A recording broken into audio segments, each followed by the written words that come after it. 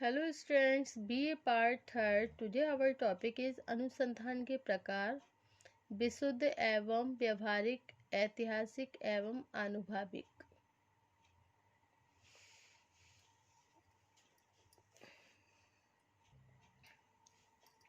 Types of research: basic and applied, historical and empirical. Okay, so today our topic is basic और pure research. Okay, विशुद्ध अनुसंधान आज का topic है हमारा। So without wasting much time, we should start this video on this topic. Okay?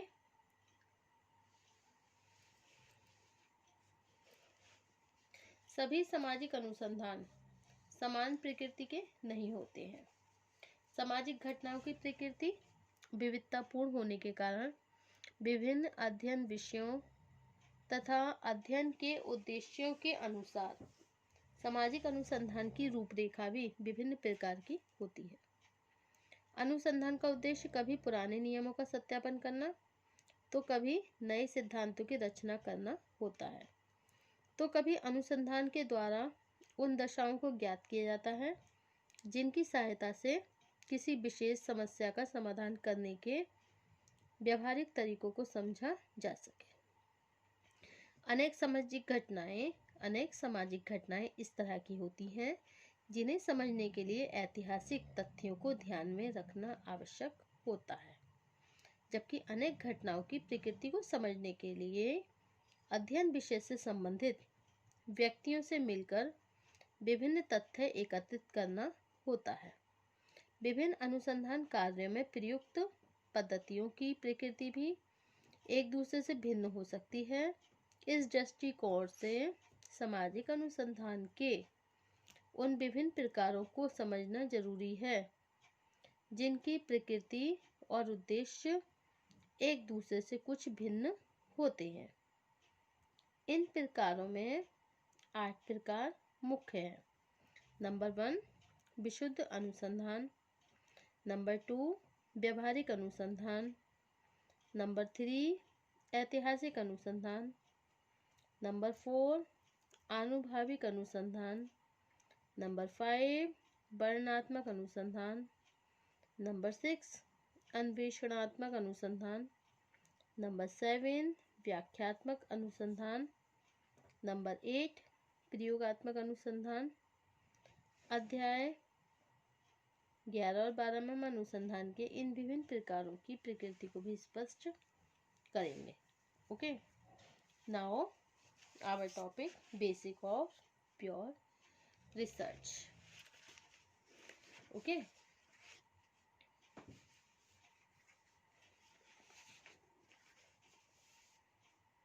सामाजिक अनुसंधान का उद्देश्य जब किसी समस्या का समाधान ढूंढना नहीं होता, बल्कि सामाजिक घटनाओं के बीच पाए जाने वाले कार्य कारण के संबंधों को समझकर विषय से संबंधित वर्तमान ज्ञान में वृद्धि करना होता है, तब इसे हम विशुद्ध अनुसंधान कहते हैं। विशुद्ध अनुसंधान का उद्देश्य या तो किसी पुराने सिद्धांत का सत्यापन करना होता है अथवा ज्ञान के संचय के द्वारा किसी नए सिद्धांत को प्रस्तुत करना होता है। ओके,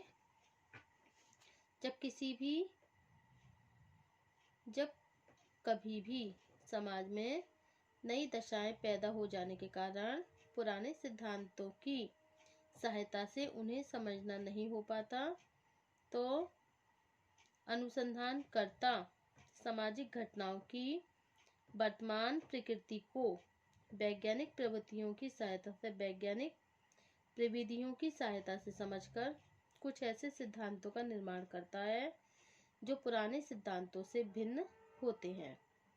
इसका तात्पर्य है कि विशुद्ध अनुसंधान का मुख्य उद्देश्य नए ज्ञान को प्राप्त करना है।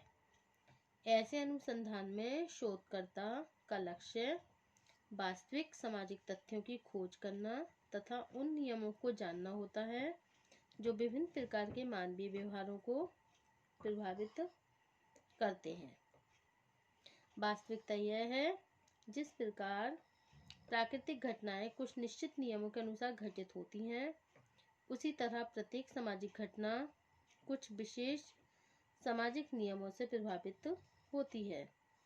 सामाजिक घटनाओं को प्रभावित करने वाले इन नियमों को ज्ञात करना तथा इन घटनाओं के बीच कार्य कारण के संबंध का पता लगाना ही विशुद्ध अनुसंधान का उद्देश्य होता है। Okay,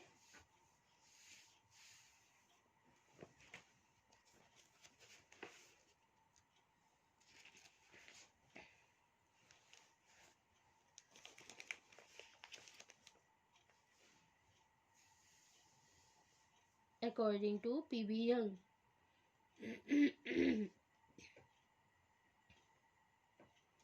gathering knowledge. Gathering knowledge for knowledge sake is termed as pure or basic research by P.B. Young.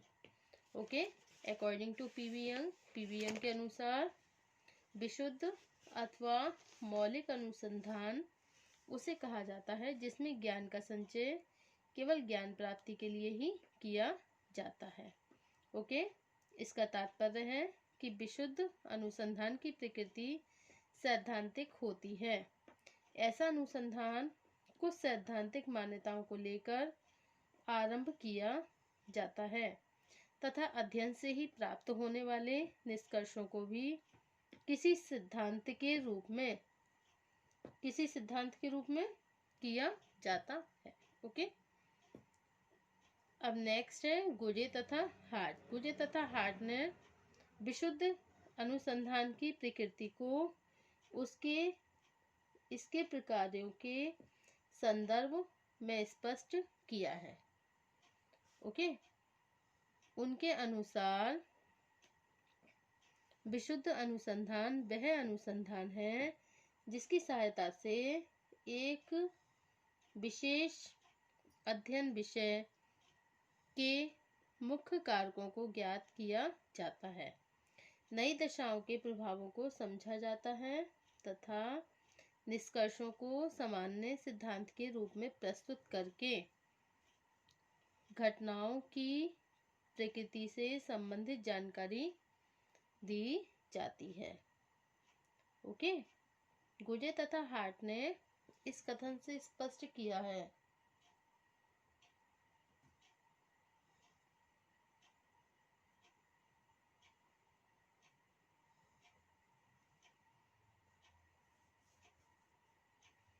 उनके अनुसार विशुद्ध अनुसंधान वह अनुसंधान है जिनकी सहायता से एक विशेष अध्ययन विषय के मुख्य कारकों को ज्ञात किया जाता है, नई दशाओं के प्रभाव को समझा जाता है तथा निष्कर्षों को सामान्य सिद्धांत के रूप में प्रस्तुत करके घटनाओं की प्रकृति से संबंधित जानकारी दी जाती है। ओके, गुजे तथा हार्ट ने इस कथन को स्पष्ट किया है कि विशुद्ध अनुसंधान से यह भी ज्ञात होता है कि परिस्थितियों में परिवर्तन हो जाने से पुराने सिद्धांत तथा व्यवहार के नियम वर्तमान जीवन को समझने के लिए ठीक है अथवा नहीं। ओके, विशुद्ध अनुसंधान की मुख्य विशेषताओं को निम्नलिखित रूप से समझा जा सकता है। नंबर 1, इसका उद्देश्य वैज्ञानिक पद्धतियों की सहायता से सामाजिक घटनाओं के कार्य कारण संबंधों को स्पष्ट करना होता है। ओके, अब नेक्स्ट है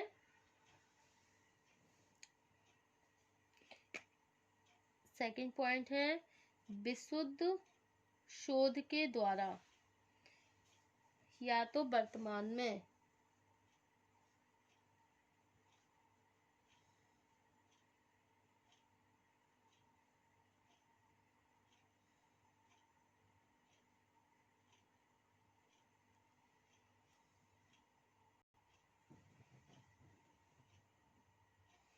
पुराने सिद्धांतों की व्यवहारिकता का सत्यापन किया जाता है अथवा नए सिद्धांतों की रचना की जाती है। नंबर 3 है विशुद्ध अनुसंधान किसी विशेष समय या स्थान की सीमा से बंधे हुए नहीं रहते हैं।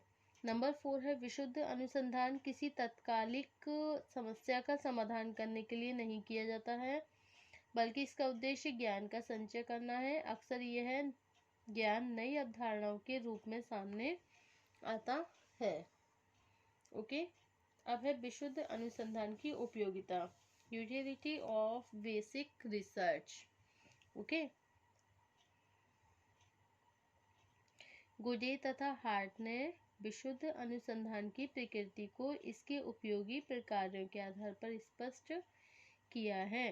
यह प्रकार इस प्रकार से है। नंबर 1, भविष्य में घटित होने वाली सामाजिक घटनाओं की प्रवृत्ति को समझना सरल तरीके से। ओके, नंबर 2 है विशुद्ध अनुसंधान की प्रकृति बृहत स्तरीय होती है। नंबर 2 है, ये विशुद्ध अनुसंधान की प्रकृति बृहत स्तरीय मैक्रो होती है। नंबर 3 है विशुद्ध अनुसंधान किसी विशेष समस्या से संबंधित मुख्य कारकों को ज्ञात करने में भी बहुत सहायक है। ओके, नंबर 4 है प्रशासकों के लिए एक प्रामाणिक और उपयोगी प्रणाली है। नंबर 5 समस्या के समाधान के लिए एक साथ अनेक विकल्प प्रस्तुत करता है। ओके, मतलब एक साथ इसके अनेक विकल्प प्रस्तुत होते हैं। Okay students, so thank you for watching my YouTube channel. Thank you so much guys. Thank you.